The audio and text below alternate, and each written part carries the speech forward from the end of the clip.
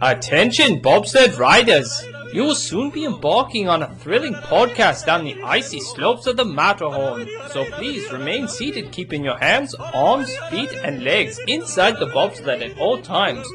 Auf Wiedersehen! Hello, Yodelers! We are the Matterhorn Yodelers, and today we got lots of variants here of ourselves. No. No, today we are talking about the Marvel series Loki that is on Disney Plus. So, Spoiler alert. Spoiler alert. We will be talking about details of it, so if you haven't seen it, please go see it. It's definitely worth your time watching, I would say. Overall impression without giving any spoilers, Peter? It was great. I loved it. It was entertaining. It kept me episode to episode wondering what was going to happen next. I wasn't sure how the series was going to end, what it was going to lead into, and it was good. I was entertained. I think it was, of the three that have come out this year, WandaVision and Captain America and Winter Soldier, I think with Loki, I think it's the best one of the three. I enjoyed it, but disclaimer, I think it's easy to get lost. Yes. It is not a passive watching TV show. You have to watch it. You can miss something in a conversation and it could totally throw how you're seeing this show. So, you've been warned. We are now going to be going into the nitty-gritty of Loki. And, so let's start with... Alligator Loki? Let's start with Alligator Loki. Loki. No. Just stay away from the neighbor's cat. Man, it's so easy to become a variant. Or become create a Nexus event. Right. So let's just kind of go over, the basics. Loki got pulled out of his timeline. Yes, so it picks up where we last saw Loki at the Avengers Endgame movie. Yes. Where he alters time by taking the Space Stone, the Tesseract, and escapes the Battle of New York aftermath. So it takes place at the first Avengers movie, but, it takes you to the Loki that is, being captured and the Tesseract is being stolen by Iron Man. Mm-hmm. But Loki ends up with it in the end, and he escapes. So that's who the Loki that we're following, not the Loki from Ragnarok. Yes, right, different Loki. Loki definitely developed as a character in the original, I would say, timeline than this current Loki, which is very much more of like take over the world. Glorious purpose. Glorious purpose, Loki. Yes. That's how I see it. And then we also get introduced to the TVA. What were your initial thoughts of the TVA? It's like the 70s, 60s theme. Definitely modeled after the 70s. 70s. Yeah. I love the setup. I love the lights where the roof are just a series of old light bulb lamps. Yes, the lighting was great. It just had a good vibe. It did. An interesting look for the TVA area in browns and brasses. Yes. The style. I don't know if you noticed, but you could see little triangles, but they're in the shape of a timepiece, like when you're playing a game. What are the hourglass? An hourglass. But they didn't fully join, so it formed like an infinity symbol. And I was like, how cool! Because you see it in the elevator as we're gonna go see the timekeepers.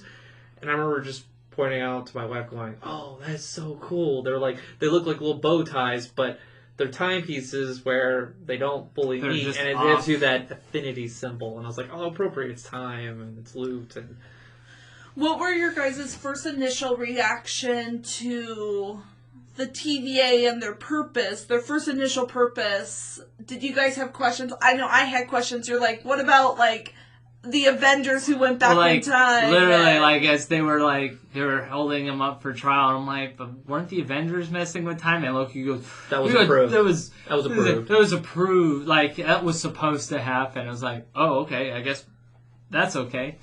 Yeah. I think and, like, Captain America going back and altering.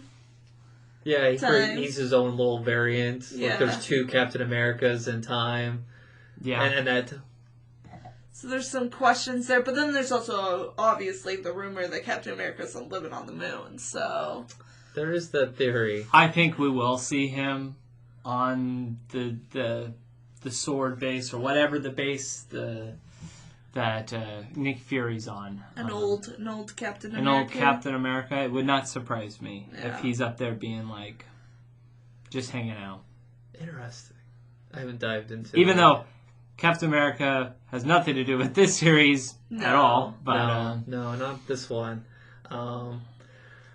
Going back to the TVA, I kind of liked how they picked the 70s. Yes. Because it's pre-computer, really. Like, the computer's there, but it's not like a database storage, so everything's like hard copy, and you can't mess with it. And I think with time, as it fluctuates, I think it's kind of cool. Like, the 70s is the period where before personal computers came out there, and storage is not cheap, and so, yeah, they have a database, but everything still has that hard copy, flip folders to get your charts, and so I thought I was like, oh, I think that's an appropriate time. Whether I'm projecting a time. It was a good, Yes. like, art style and scenic.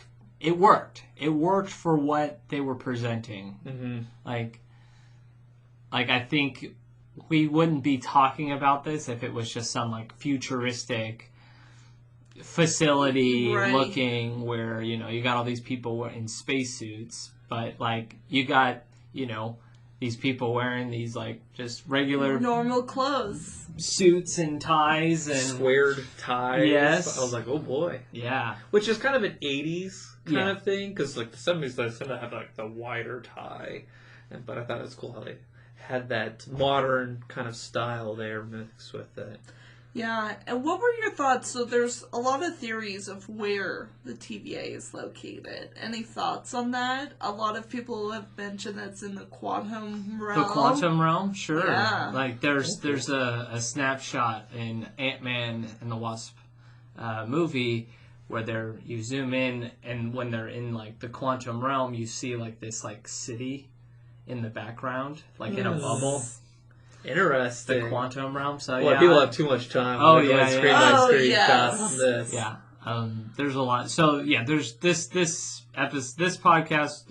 We're going to be speculating a lot on everything. So don't Yes. take anything we say as doctrine for sure. Oh no. Well, and I think with like the general Loki series it's much different than compared to like Falcon and Winter Soldier and WandaVision, because those were kind of wrapped up in a pretty bow at the end, but this left us at a cliffhanger. There will be multiple seasons, and it opened up into the next Marvel. The Phase 4. Yes. Phase 4 of the Marvel You're universe. basically going to get like two different, for Marvel Phase 4, you're going to basically get like two sort of like subplots. You're going to get the movies like the Captain Americas, which are dealing with the everyday issues, and then you're going to be dealing with this time, multi-dimensional issues that you're going to get with Doctor Strange, the new Ant-Man movie, so on and so Scarlet forth. Witch. Yeah, you're gonna get like the people that battle the weird stuff you don't see, and then you have Yes. the people that are battling the like things you can see. Yes, yeah.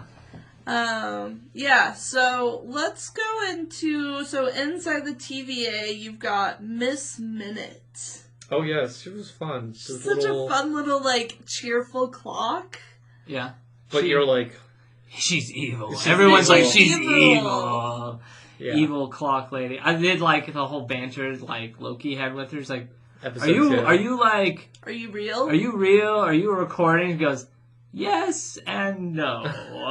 It's complicated. It's like, 'cause you're like, in the Good Place TV show? Yes. Yes. What's her name? Judy? Judy, yes. Mm-hmm. Yes, that's what she reminds me of, where it's like, I'm here, but I'm not really here. Yeah, you definitely, I mean, later on, I would say in the last episode 6, you really get to know Miss Minute is I still don't think you really know her. I think she's like the minion to my thought. I can see that. She is the little minion. You know what? Honestly, would not surprise me come season 2, we find out that maybe she is the true villain of Loki. The true villain. True villain. And in what way does that she's make her like the villain? main antagonist? Or do you think she's a the one... variant of Kang? No, I don't think she's a variant. I think she's like she was created by the man who remained or whatever. Oh, so she's like Clue from like Tron. Yes. I think she's going to have a more active role in the second season with Judge Renslayer. Yeah. I think those two, they're going to go off on this journey together to do stuff that will antagonize the story. That's my opinion. Yes. I think they'll work together, but maybe for the good. Because she had that awakening. Good, bad, that's kind of a blurred line, but I think they work together for truth. Yeah, and that was kind of one of the themes that they had in the shows. Like, what was it? Loki picked a line where he goes, "One thing I've learned is that not everybody who's bad is actually really bad. And not everybody who say they're good or they are perceived as good are all truly that good." Mm-hmm. And so, you have to be careful with that. And so, when we say good and bad, but I don't see them being the antagonist of the story. I do think as we get to it, Kang will be the main antagonist. An agenda of she will have an agenda of her own, I feel. Yeah. Yeah. But I don't think it would be as against our heroes. Sure, the Avengers. sure. I don't think they'll be working against the heroes. I think they'll just be fluid in between. I don't see her appearing outside of the show at all. I think she could make an appearance, pop in and out. But who knows? Well, let's go into, we've spoken a little bit about it, but Raven, the Renslayer, she's kind of over-ish the TVA in some point of view. She's the one in charge, the person at the top of the TVA who, as far as we know, she was in the dark the whole time. Yes. And I still think she was, in the dark. And I think from her point of view, when she found out, that the 3-time variants or the Time Lords... No, that's Doctor Who. That's Doctor Who, yes. The Timekeepers. Timekeeper, that's it.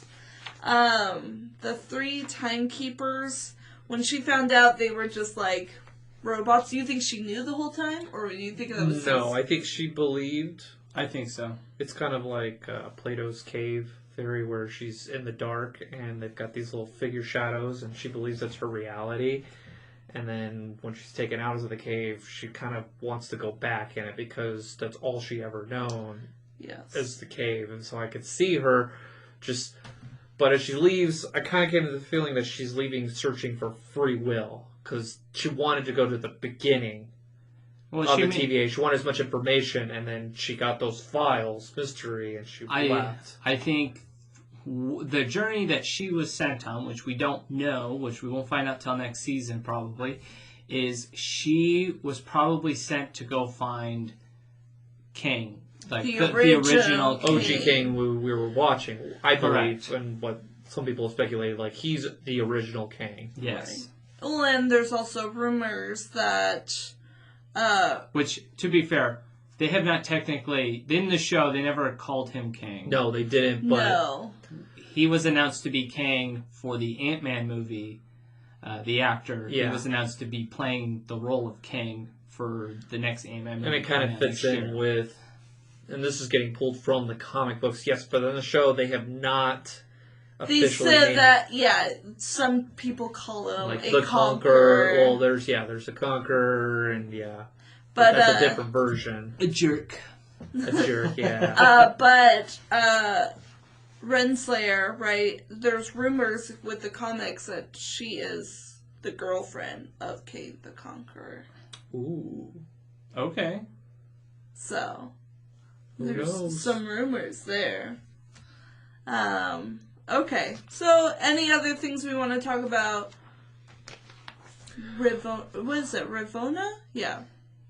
You can just call it Judge Judge Renslayer. Judge That's how everyone else Renslayer. refers to it. You Yeah. know, and they bring up like they've been there for so long, but time they've been there for eons. They Yes. mentioned like, oh, we've been working together for eons.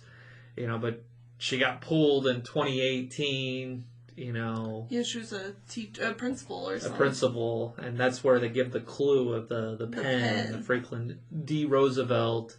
And it was kind of fun to like know where it goes, and then to watch some of the Easter like speculation, like, oh, it could be this, and see how wrong people can be on And it was YouTube. way off, yeah. It was nothing. It is fun to watch the theories crash and burn. Yes.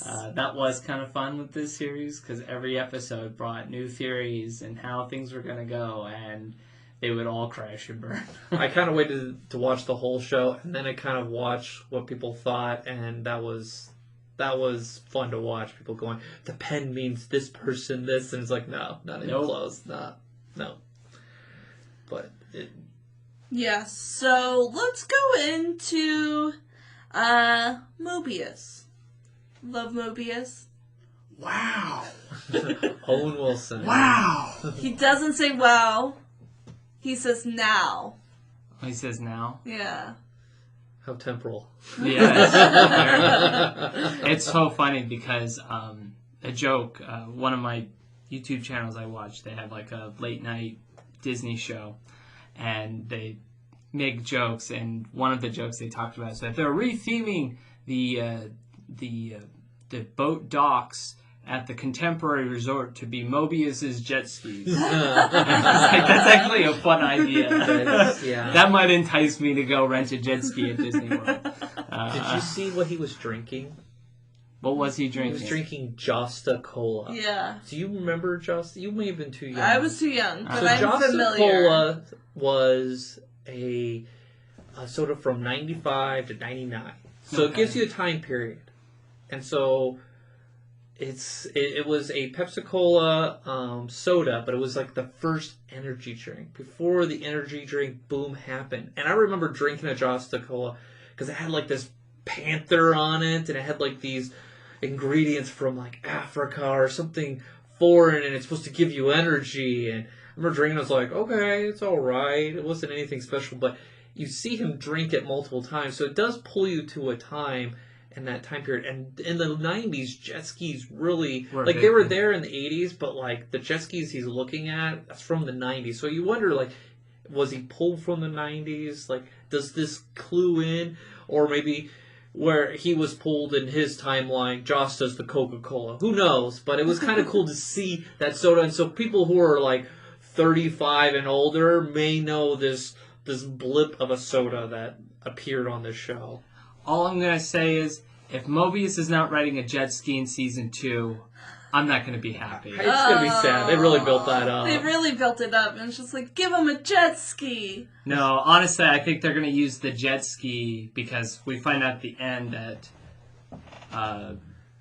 Loki has been sent to a branch timeline that doesn't know him. Yeah. And so he's going to use his knowledge about his jet skis to be like, I know who you are. Yeah. And so that's what I think, that's where that's going to connect. But I still want to see him riding a jet ski in season 2. I want to see Loki and him writing the jokes. He's just like, really? This is what you've been wanting? Like, it's kind of primitive. That would be a funny, like, end clip of the, like, Loki,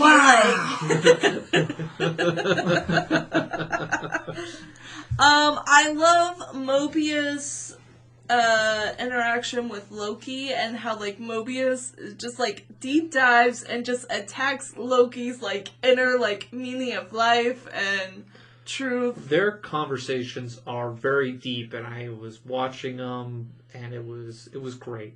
Yes. Watching the second time around, I really appreciated the conversations between them.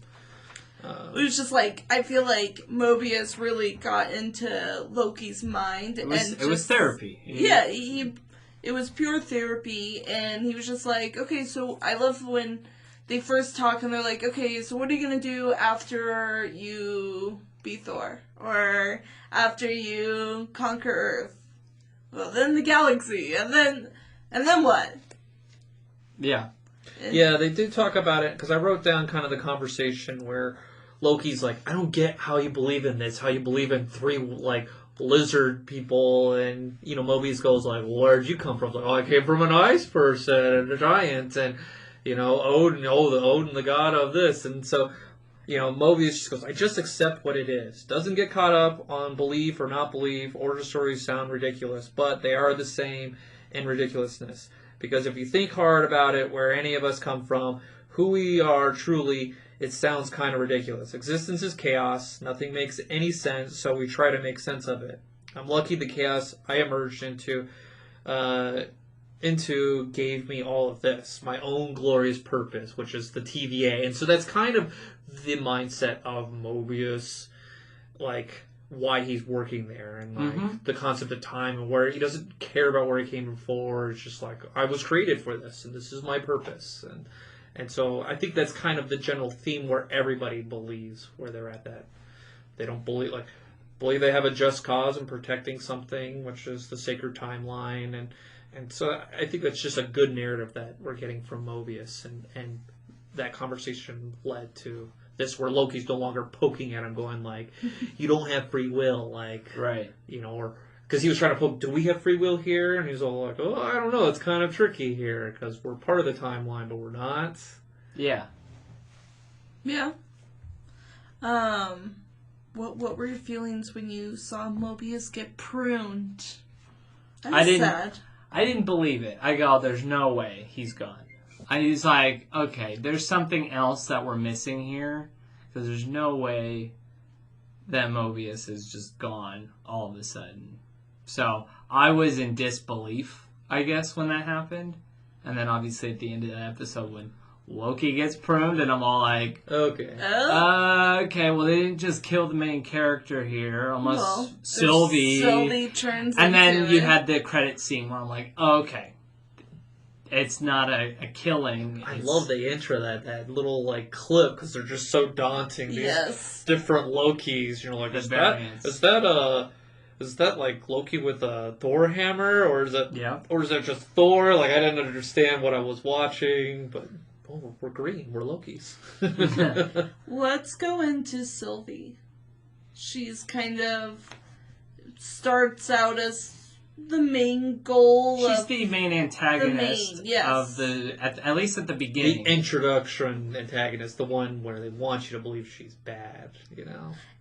I mean, that's a good point. She's pretty ruthless. I mean, she is pruning a ton of Minutemen and, like, killing these Minutemen. She's relentless because she's determined in her goal.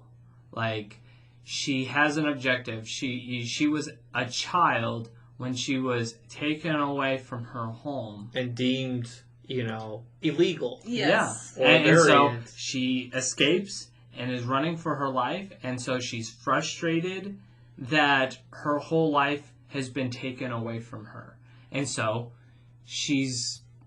her whole objective was to take the TVA out. And I think she's, that's fair. It's interesting how you were like, oh, she's killing those Minutemen. And I was all like, but those are her enemy. And more, she has full justification for what she's doing. Yep.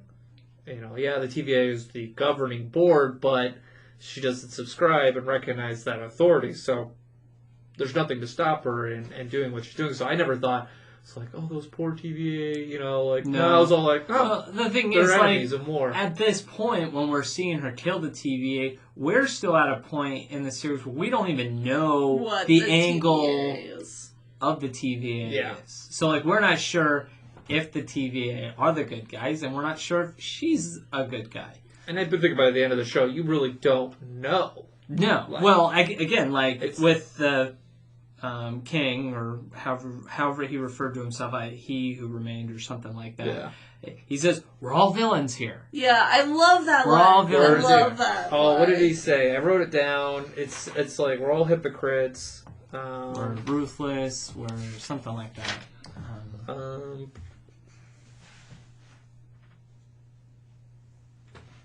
It's not personal, it's practical. We're all villains here. We've all done horrible, terrible, horrific things. Chances to do them for a good reason. So that's Like You know. that was a great way to put it. Like it was. Yes. It's like it's fair. Like we watched a show, as far as we're concerned, with a bunch of bad guys. There wasn't really a good guy in the show. The closest thing we probably have to a good guy might be Mobius. Yeah. And then the other, I forgot her The name. guard. The other guard. Oh, She was- Hunter B-15. Yes. She was great. She was great. She was a great character. She was entertaining. She was a nice supporting character. So, I wanted to talk about, do you guys notice similarities between Sylvie and Wanda? As far as, like, their abilities? To enchant. Yeah, to enchant. I did not pick up on that. I did not draw those connections, no. I just thought it was interesting. And then also in the TVA, there's no magic, right? Mm-hmm. And there are, in the where... No magic, and the Infinity Stones do not work there. Right, and you remember back in, like, WandaVision, where Wanda sets up, like, the rune Yep. stones, and how there are maybe hints of that in the TVA? Did you catch that? No. I did not. So in the chamber where you meet the three, like, robots, Yeah. basically, The robots, yeah. there are, like, it's, like, bluish in the background, there's red markings. They think those Those are. were just cool lighting. These robots just needed some cool lighting, some smog. I was getting the Wizard of Oz. Yeah. Oh, and it definitely got that, like... Pay no attention to the man behind the curtain. Right. Pay no attention to the man behind Goliath, you know? So, That's a good... That's a good pull. I haven't heard that, I haven't seen or heard any of that, so that's an interesting pull. Because I definitely saw that there are connections between Loki and WandaVision. I did see that, like, their stories obviously were going to converge, and then they announced, as soon as the last episode of Loki came out, they announced that Loki's character will be in the Doctor Strange Multiverse of Madness movie coming out next year with Wanda, Scarlet Witch. So, looking forward to that. Because Doctor Strange is familiar with Loki when he appears in New York, and when Doctor Strange is like, hey, he needs to go, we don't need him here. okay. Let's go into Sylvie and Loki's relationship. I love myself.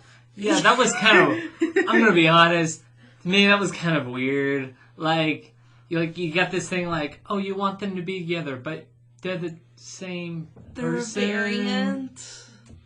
I didn't I don't bother know. me as much because Loki is so misunderstood. They're so misunderstood. I think it's so hard for Loki. I think it's hard for Loki to find someone that he can really relate to, and so why not another Loki? Well, that was kind true. of the theme they kind of presented the entire series with the main Loki that we follow is, like when he was stuck in that time loop, about him, you're always going to be alone, Yeah. And so he finally found someone that he understands and they understand him. And so I get the connection. Was I kind of like, when they were making out a little bit? Yeah, a little bit. But it's complicated because we're dealing with timelines. You have an alligator. Yes. Because you're just thinking like, Is it a DNA? Like, are they Right. DNA? How is this a Loki? Because I'm still under the house that, and this could go along with your point of view about her connection with Wanda. I don't think she's a Loki. Because she never really said she was a Loki. She says, "Don't call me that." That's what she kept saying. Sylvie. Yeah, call me Sylvie. Which there are theories I've seen that she could be related to Loki's or Thor's older sister. Okay. What's her name? Hela. Hela. So there are rumors that they are... Well, they did establish that she was adopted. Yeah. Because she said, "Yeah, I knew. They told me right away." Gotcha. When they had that conversation, tell me about your mother. So she was. So I guess she is an ice giant, just like regular Loki is. It's just, it's a girl. Yeah, I know. I mean, I could see. I got the initial but they're the same person. But it gets you thinking because they're not the same person. Right. They are not. I kept thinking about the Jerry Seinfeld episode where Jerry couldn't date himself. Right. It's like, she's just like you. And he was like, no, she's not. And he realized, yeah, she is. And he's like, I can't date myself. You got to date somebody else. Right. It's like, I don't like myself. Why do I want to date myself? But I think in Loki's situation, yeah, he is so absorbed in himself, it would only make sense that he could really only, really relate and connect with someone that is so similar to him. And I really love that whole fight. So in that final fight with Loki and Sylvie, she's all like, "You want the power, you want the throne." And he's all like, no. Let's think about this. Big picture. He makes the statement, and he says, why can't we why are we looking at this differently? And he's all like, because you can't trust anyone, and I can't be trusted. Yeah, that was the big thing. Like, that trust, and I can't be trusted. That was a great line. I love that line. It set him up. And that can be true in many relationships where trust has been broken, and you gotta realize, Sylvie, she has never had anyone in her life because she was taken as a child. And she's told that Lokis are not to be trusted. Right. So, that's just a general thing. Well, and she's met other variants of Lokis. Mm-hmm. I didn't know that she had. I think she had mentioned it, and I think she insulted the Loki, "Oh, you're a little scrawny" or something like that. Okay, let's get into the other variants of Lokis that we meet. There's the classic Loki, the kid Loki, boastful Loki, and alligator Loki. Those are the main ones, and there you of course meet President Loki and He lost his arm. Yeah, that was a great scene when the alligator eats his hand. I like his posse where they have helmets with handlebar handles and forks and just this marauding cannibal group that Loki has consumed in his group. The big Loki fight is great. And I love that, in this, land that, basically Goliath will, eat up any variants. He eats up time and matter. Right. That's what he does. But, that all the Lokis there are still alive because they are just made to survive. Lokis know how to survive. Yes. Yeah. And it's just so fun. Let's go into... before we get... Because, did you guys catch the Thor cameo? Which one? The Frog Thor. Oh, yeah. No, I didn't. What's Throg? Throg. Throg, yeah. No. It's a throwback to a comic book. Where Thor gets turned into a frog. Mm. And so, you see him, and he's actually voiced by Chris Hemsworth. They brought him in to have him grunt as he's trying to get out of the jar he's stuck in. I missed it. Well, and it's similar feeling when Thor was there's a, I can't remember, was it Thor Ragnarok or something like that? I can't remember. They did reference how that Loki turned him into a frog. Yeah. In that movie as well. Okay. But yeah, like you do see little. It's like when they're going into the underground bunker, and you see like Thor's hammer, and there's a jar next to it with a frog trying to get out. the hammer. Oh no, I didn't. Yeah, I didn't so see that. that's and it was voiced by Chris Hemsworth. So Who would have thought? brought him in while he was working on Thor: Love and Thunder. Yeah, I figured they're in the midst of filming that.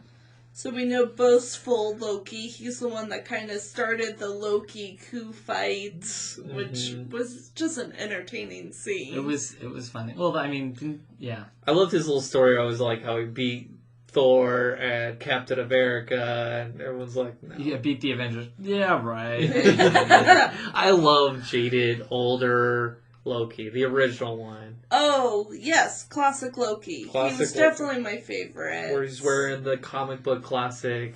Because when you first see him in that small clip at the end, you're just like, well, that's weird looking. He's just like, old man, his gut digging out. And I did like how like they went into detail about his backstory. It was good. Like, About how he just kind of hid. Yeah, because he says, we're predetermined to cause pain, suffering, death. And a vehicle for others to achieve the better version of themselves. Well, that was another part, but he comes up with like, we just cause pain, suffering, and death. And he goes, I was tired of it, and I just left, to go and, just be at peace. And then and then he got lonely. He got lonely. He goes, I wanted to see if I was missed. I missed my brother. And I was like, oh, that's really touching, Yeah. And then the TVA takes him away. it's like, no. And You're it's like, supposed to be dead.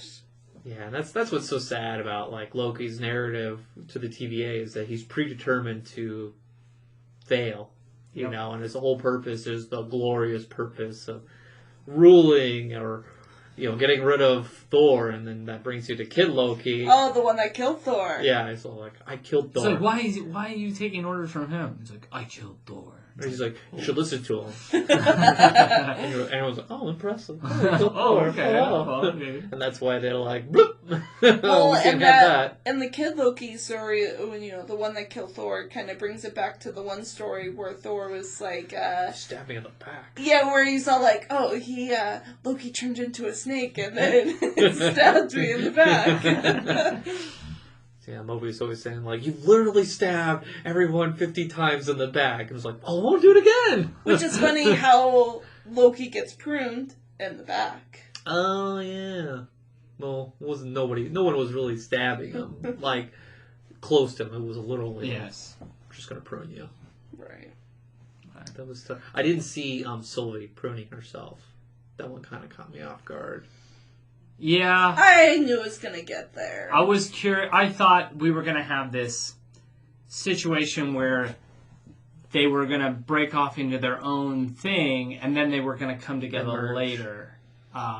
So I thought Sylvie and Judge Renslayer were going to end up working together, reluctantly, but working together. Trying to get the spacecraft. Oh, I'm still looking on the files. Right. I'm still looking. And she's like, He's like, this is bull. Yeah. This ship doesn't exist.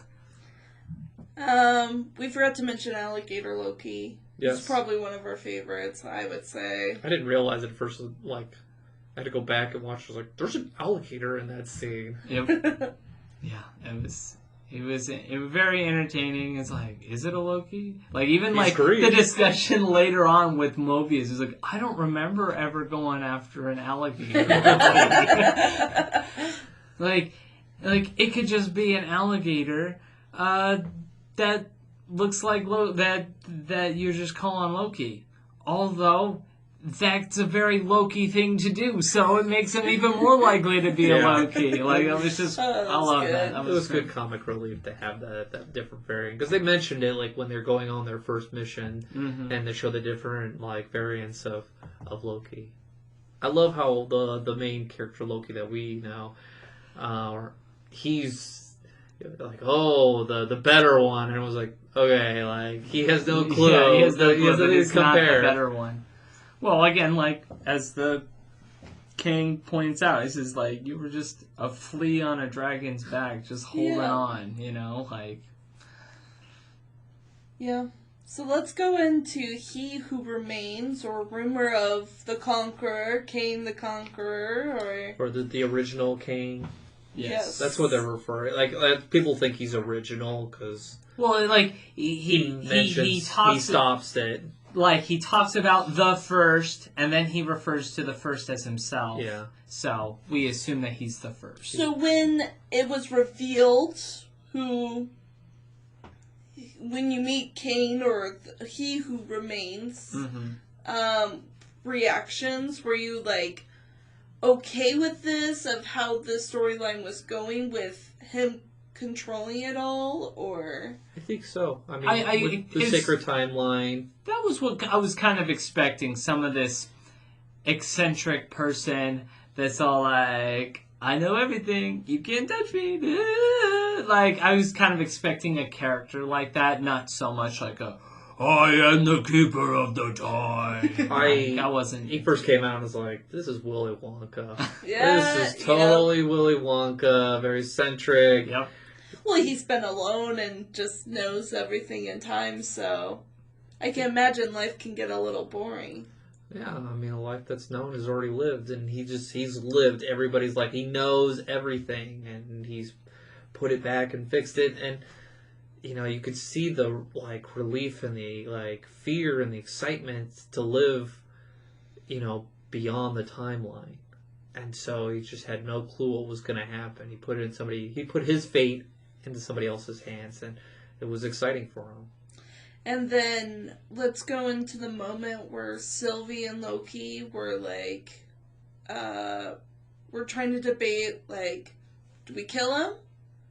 Or do we let him live? And we take over. As I think Loki came at it from the perspective I think most people would be looking at it. Like, okay, we can't make a mistake. Like, this has major implications on what we do here. Like, this isn't just some random guy. I've got power now. It's like, no. It's like, this has to affect all reality as we know it. But she was so blinded by her hatred, her pain, that she had gone through, that she didn't care, that she just wanted him gone. Yes. And I think we're going to see her redemption happen in the next season. Her come around. I'm curious to see what her next journey is, what her next step is going to be. Is it going to be locate Loki? Is it going to be go find a timeline somewhere else? Like, what is her job now? Kind of like bringing it back to Mobius and Loki's conversation. Now that you've done your thing, what now? Yeah. Yeah. What's next? What's next? And so, we don't know what's next for her because she was so thinking very linearly. Well, it's a matter of who came through when the multiverse was no longer in order. Mm-hmm. Who's jumped in, what Kang has dropped in, and does she encounter them? Or does Kang jump in and just change things because he can do that? It's kind of weird with what can and cannot happen when someone jumps into a different universe. That's where it's kind of curious, how does that all work? You can tell, Loki got jumped in there and things just changed. Yes. But you don't know what part of time he's at. And so that's where it's kind of, there's the fluidity of the timeline is not linear. And you're just like, oh, okay, what's going on? And yes, and I can see, next season or next movies and stuff can get a little confusing. Yeah, after my wife finished this series, she was just asking me I'm lost, help me out here, and so I had to walk her through, Yeah, the first episode I really watched again, and it made me really appreciate it, where they explained the sacred timeline, but you're just thinking one timeline, but no, it's you have all these different universes going along these checkpoints. Yeah. And that's why Loki's not supposed to kill Thor, and just Loki's supposed to continue what he's doing, and that's why there's different variants, because there's different universes going along. That's why you see kind of the fusing, but it's a path created for all these multiverse, universes to continue down. For me, I'm like, well, there's one timeline. I was thinking of that how can there be multiple like Lokis? And I was like, oh, okay, I understood like the different like fusing and like they're all going along this path.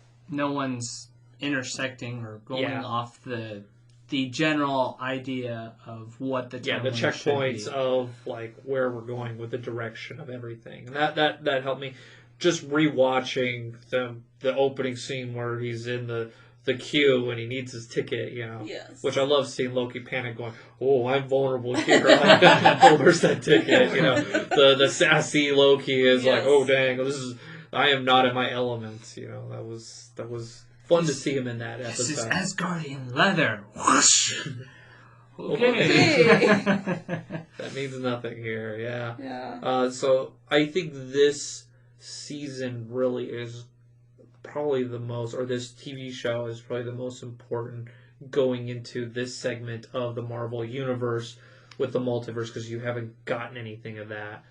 You get this, like, you got Ant-Man's, like, little molecular world, and then you got, like, Doctor Strange's dark dimension that we saw, which you're like, how does this intersect in this? I mean, for the average viewer, and I'm one of them, like, I don't understand, that level of quantum physics or not, Sure.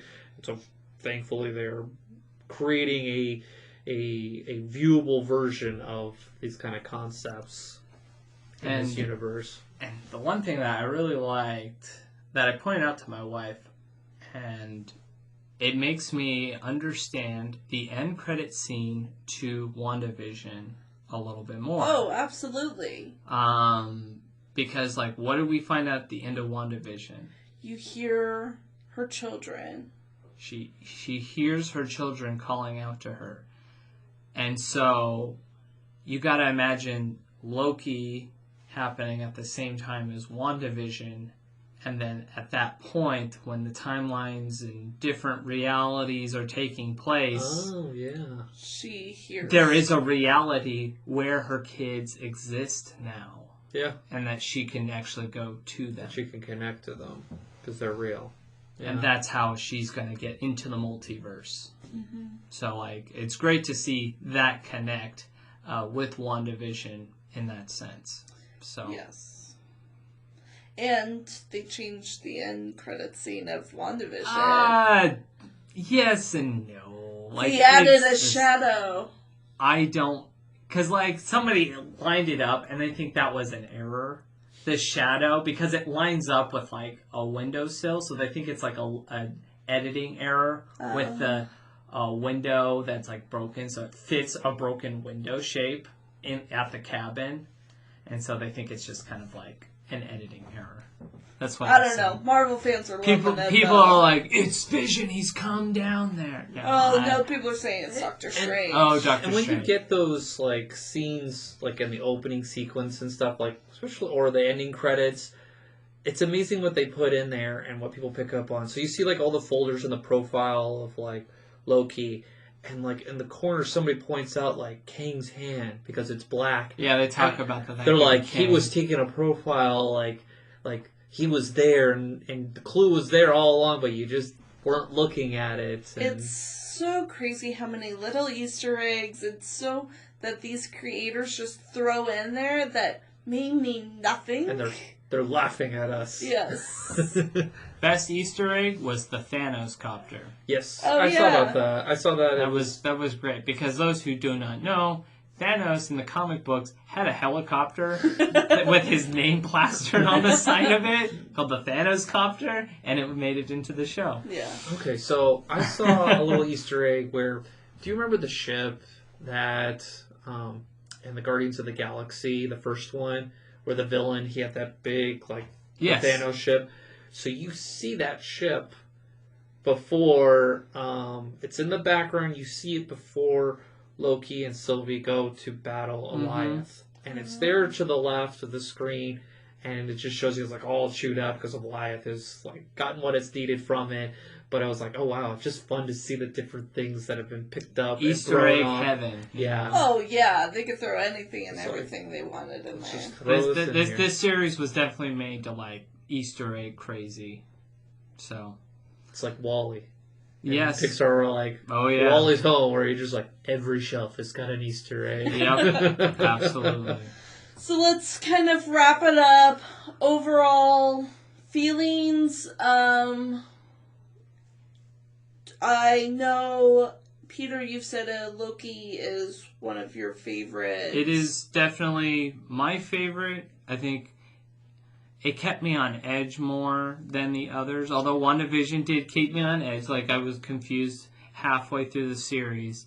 It's like, where are we going? Yeah. Right. But I felt like that didn't necessarily go anywhere. Like, it just ended with her, I'm now the Scarlet Witch. Yeah. That's just kind of how that one ended, where this one opened up into, like, this changes everything.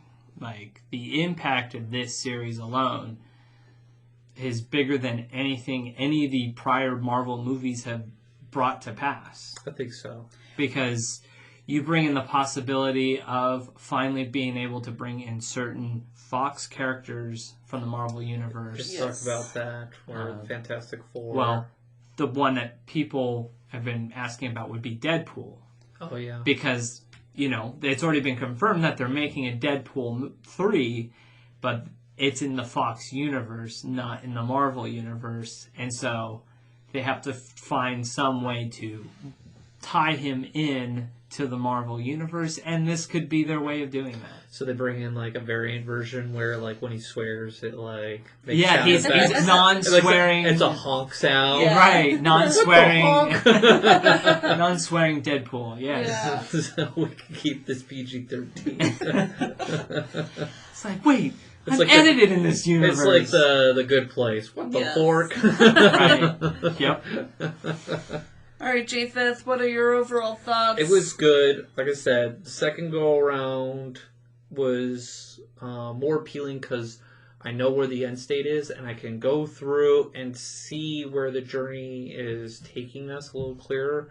Like I said, the first episode, I really watched it again to really understand, like, words have meaning, and just when they're talking about the different things and Nexus events and the timekeepers and the variants, and that, you know, knowing what Kang, or the one who remains, explains everything, it kind of helps. You know, just it helps understand it going through it again. It's like I said, it is not for the passive watcher. No. You have to watch it like you're at a movie theater and you're getting quizzed at the end. That's kind of what your attention should be, because it is easy to get lost because they're throwing things that are new to this universe. Which, funny thing, because the next Marvel series is the What If series, which before I was like, okay, it's not really a part of the timeline. Well, now it can be. It totally can because be. now we're talking about different, you know, timelines, different realities, How we can different bring people choices. And so, very interesting way that they were able to make this random TV series, this cartoon series that they're going to release as part of the MCU technically. So Well, and I think they needed to do this, like, breaking the timeline and have this multi-universe, because that's kind of how the comic books were set up to be. Yeah. It's good to follow along loosely to the comic books because the fans want it. The deep fans. yes, and it is going to lead into what was talked about will be a multi-dimensional war for different realities. I think that will be the next big event. Now, I don't believe that Kang will be the main baddie of this arc, like Thanos was. I think Kang will be kind of like, the best way to describe him, like Loki, in the sense of, like, he's a character that's driving But not us, but not the overall villain He's not of this dictating it. arc. Okay. Now that we're out of the Thanos arc, we're into a new arc. I don't think Kang is the end-all, be-all villain of this arc. New arc. Yeah. It could be just Sylvie. It could be Loki. I mean, a lot of people have been throwing around like a character like Galactus, a person, a Titan or whatever that devours planets, things like that. Okay. So we'll see where there's this a next lot of phase goes. unknown. Yes. With the series, and it literally opened up a can of worms, and we're gonna go along for the adventure, and we'll. What were your thoughts? Oh, well, my thoughts, I liked it. I liked WandaVision better. I know, I've got to go back and watch that one. I liked, me watching Loki series, I was just like, where is this going? There wasn't enough for me to, like, bite into, compared to, like, WandaVision, where it was like, oh, and this links to this, and this links to this. Like, I didn't get too much of, like, the puzzle pieces, which I think they did that intentionally with Loki series. So, Different style, for sure, and this one was so on, like, the development of the character, like, Loki was going on a journey, but we weren't trying to identify, like, this is Loki becoming. We've already had that Loki becoming. This is a different story. This is beyond Loki, and he gets that. It's like, let's think about this. This is beyond us. yeah. But let's rate it Mickey bars. I give it 4.5.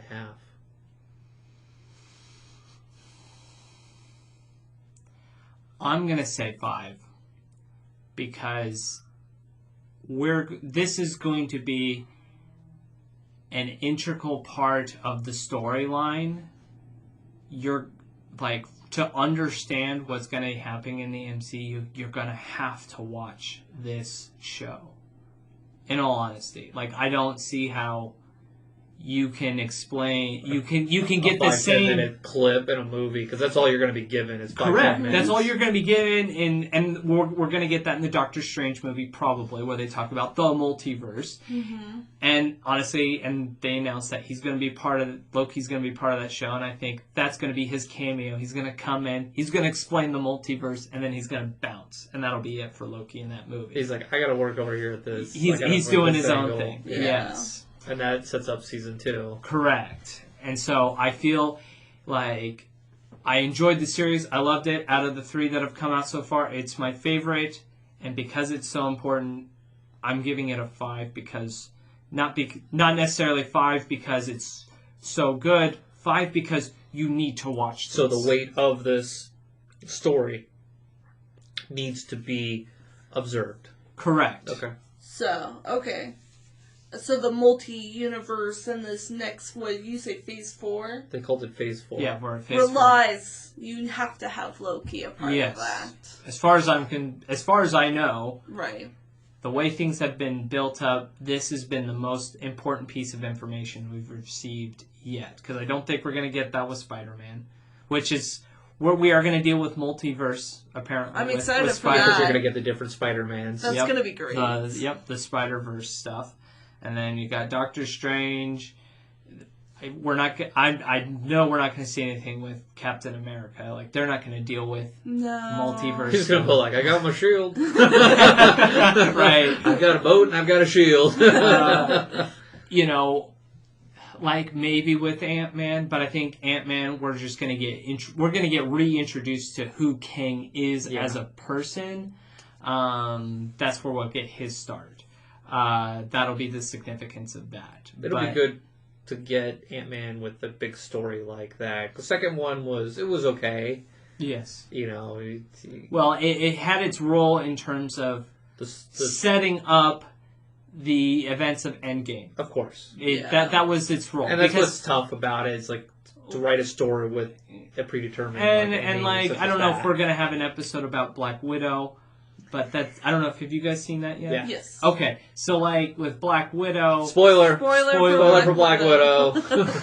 Well, it's not really even a spoiler because we already knew what happens. Black Widow dies in Endgame. Yeah, but there are other. Sure, but like the point of the Black Widow movie wasn't even about Black Widow or even the events that took place all it was to introduce a new character. Yes. That was the whole point. Yeah. And so a lot of people are hating on Black Widow right now because, oh, it's not that good. Because they're trying to compare it to, like, Avengers level movie or something like that. But the point of this movie... It's a vehicle for a future story, which they were building off of with the Falcon and Winter Soldier series. Which you should have seen. You would have seen Black Widow before the Captain America Winter Soldier. So that was one thing. Was when we did our podcast review of the Winter Soldier Captain America one, it was like you would have known this character beforehand. And you saw her at the end credit scene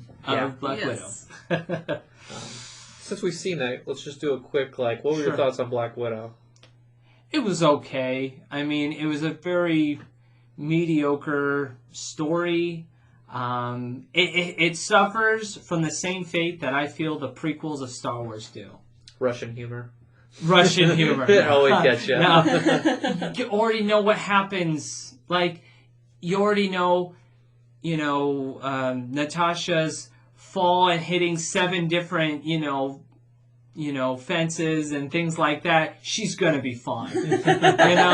She's gonna live. You watch anybody else, any other person have that sort of fall, and you're like, that person's dead. But she makes it to the next fall down the movie. stairs. I don't know if I'm making it. Right.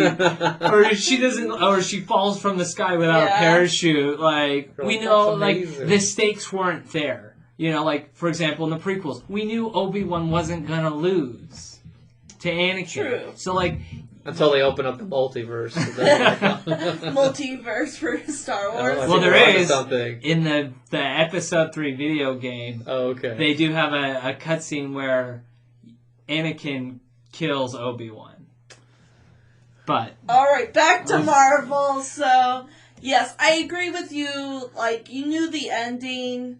There was the one clip at the end where her sister whistles, and you're like, is she gonna whistle back? You're gonna have a Hunger Games moment? Yeah.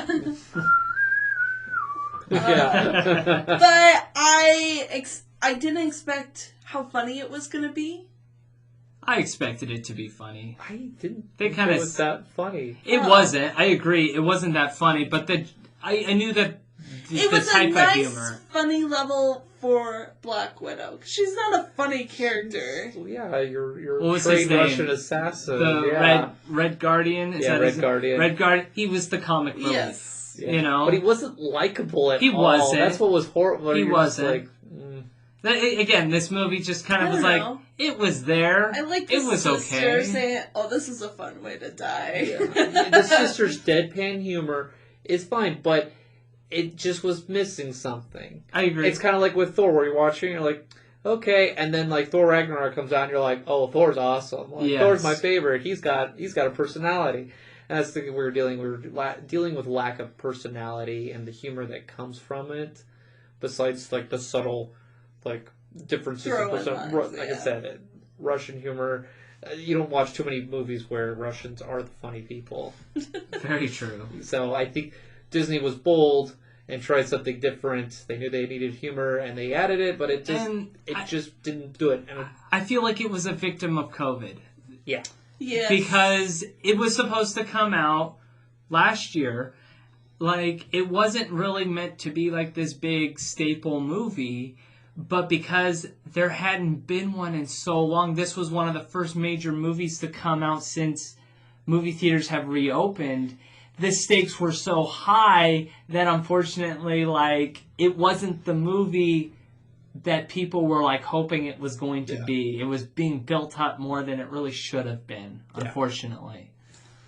All right. Well, I think that's a good end to our Marvel. Like how we have a 40, 50 minute... Let's talk about Cruella? Let's talk about Cruella now. We have a 40-50 minute discussion about Loki, and then we have a 5-minute about Black Widow. Yeah, that movie happened. It's part of the universe. Yeah. But that is all of our thoughts on Loki. Let us know on our Instagram, Facebook, YouTube. You can send us a message on Anchor. You can also email us at matterhornyodlers@gmail.com. Let us know your thoughts on Loki. Did you enjoy it? And send us your hate if you loved Black Widow, too. Like, Yeah. We did just bash it quite a bit. I didn't hate it as much I didn't as you guys hate did. it. I didn't hate it. It was just okay. Okay, Mickey bar it real quick. 3. 3. 3. Yeah, that's Okay, pretty there we accurate. go. Boom. It's a mediocre Marvel movie. It's Yes. not Thor: Lost World. No. It's No. not that level of bad, but it's not great. It's not Iron Man great either. There we go. All right. Well, thank you for listening. And forget it. Thank you for joining us on this week's episode of the Matterhorn Yodelers. Please remember, before your bobsled comes to a complete stop, to follow us on Facebook and Instagram. And remember... Remain seated, please. Permanecer sentados, por favor.